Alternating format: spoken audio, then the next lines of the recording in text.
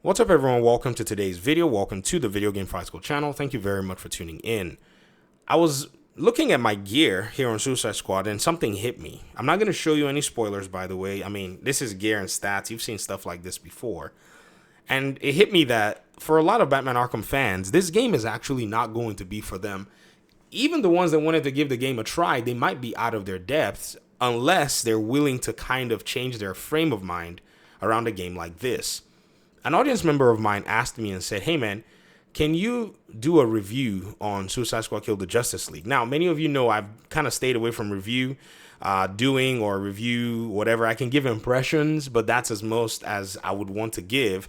I've been playing for a few hours now. I got the early access, flew to New Zealand and all that stuff on Xbox so that I could play and then go to bed. I'm not going to wait and then be doing launch at midnight. Nah, I need to go to bed because you got to turn around and go to work again. So I just decided I'm just going to do it. And my schedule freed up. I'd already made a video saying I was going to go for the standard edition, but my schedule freed up.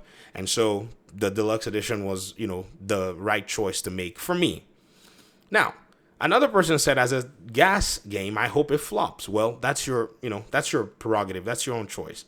Another audience member of mine said, I told you already the game was going to flop between the first hour. They had to take it down and turn the servers off and all of that.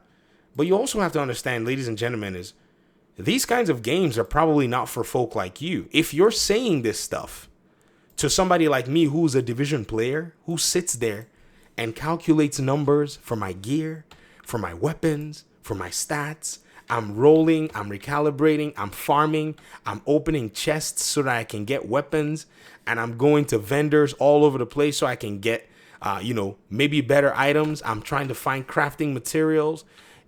You're talking to air at that point.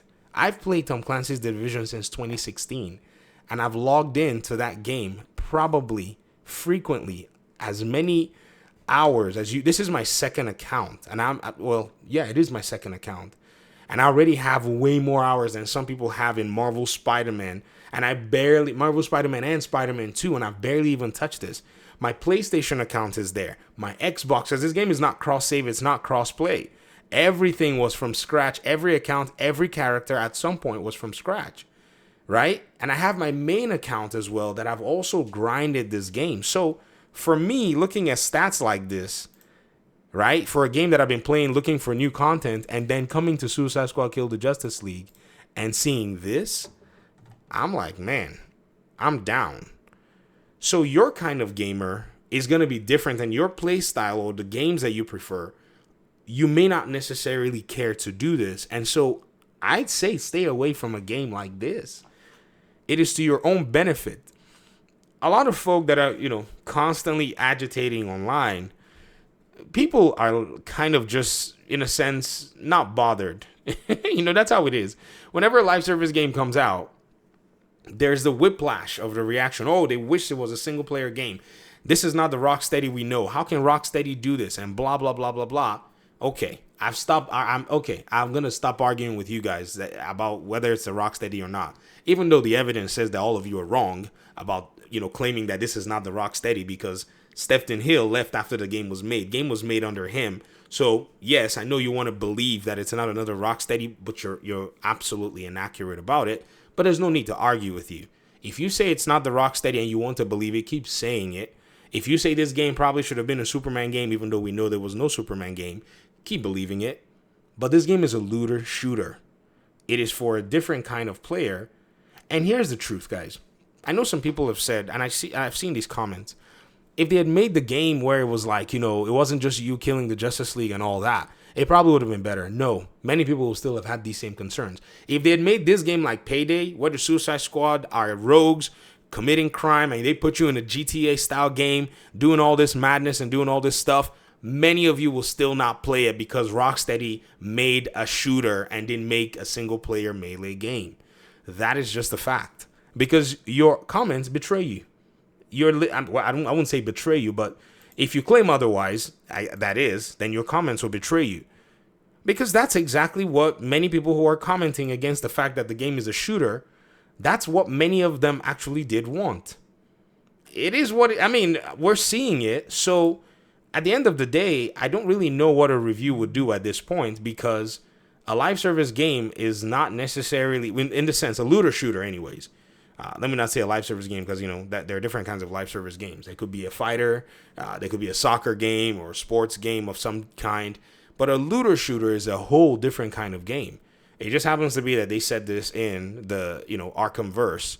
And I think they wanted to, gain, players from everywhere and also tap from the Arkhamverse, which I thought was a big mistake for them. They should have gone the Elden Ring route and just named the game something else, put it in a whole different world, rather than like Elden Ring. The temptation is to have named that game Dark Souls 4. In fact, we kind of know that From Software wanted to name that game Dark Souls 4. From what I think it's R. Martin, the guy that wrote the lore for them or something like that, the Game of Thrones guy. He was talking on stage and said that they reached out to him about a game they were trying to make, and he said, I think the name was Dark Souls 4 or whatever. So he kind of threw that out there, that's probably what it is they were trying to hire him for. It happened to be the developers looked and saw this game is going to be different, so they just named it Elden Ring, kind of chalked it up to a whole different world. Rocksteady could have done that. It would probably reduce, kind of all of this animosity and uncertainty. But here we are, and I'm sure we're adults and we're able to, filter down exactly what kind of game we want to play at this point. So it's not a matter of somebody begging you or telling you come and play this game. No, it's a matter of somebody telling you, bro, Banishers is coming out in a few days. It's a single player game. It looks like God of War. It looks beautiful. It looks nice to play. It has a story, has a lore. I'm certain a lot of players will enjoy a game like that. Dragon's Dogma is coming in March. It has the Elden Ring vibe of the big, massive open world, and it has the Dragon Dogma pawn system and everything that, goes with it. That game is coming in March. No need to sit here worrying if you should buy this game or not. Save your money and buy those games if they appeal to you. There's a plethora of them coming. So that's a very simple equation, in my opinion. There's no need for anybody. And again, like I've said it, there's no need. Those of us that played the pre-alpha, when I walked into the game, I was like shocked. The alpha was actually like the first many hours of the game. Like they just literally opened the game up. A lot of people are saying there might be something nefarious, because of the servers going down. I think that was an issue with the dev build that they put up on, on the servers at first. And then it went back and reverted it. Because I'm recording this video right now, 9:28 p.m. Game hasn't launched yet. Even the early access hasn't launched officially in this part of the world. So I've been playing for about 5 hours. I mean, if you want me to upload raw gameplay, I could. It's just people are going to be upset with the spoilers. But if you want, I can upload the raw gameplay. You can see any issues you want to see. Game's running fine. There are frame drops just like there were in the alpha. Even on the PC version where I played, and I played with beefy PCs, there were still frame drops. So I don't expect the Xbox Series X to not have those issues in heavy combat areas and stuff. But it is what it is. So just let me know. If you want to see something, specifically, let me know. But I can't help you with game feel. You got to feel the game yourself. And for those of you who may have Share, PlayStation Share, or whatever it is, you might be able to tap in and kind of figure how the game plays and all that, so that you can get a good sense of it. Because no review is going to be able to give you the true picture of this stuff. Because no one's going to be at endgame. And the people that are going to be at endgame at the time of launch are going to be the streamers. And many of them do not bother with YouTube to do reviews. They just play the game, show the fans that want to watch the game. So you're not going to really see anything concrete. Because these are games that are demanding of hundreds, dozens of hours to put into them before you even come out here and start talking about, this and that. Because you'll miss something and you make yourself look like a pleb.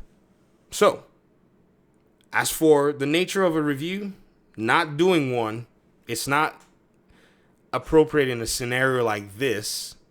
However, impressions of systems, impressions of progression, impressions of weapons and gear and your power fantasy and all that, that's where I think a lot more value can be gained with regard to a game like this. Now, I may be wrong. Maybe somebody might be able to pull off a good review, but it's hard to kind of see it, especially so early in the game's lifespan. So thanks for watching. Let me hear your thoughts in the comment section. Appreciate you guys' time and audience, and hopefully we'll talk pretty soon in another one. Peace out.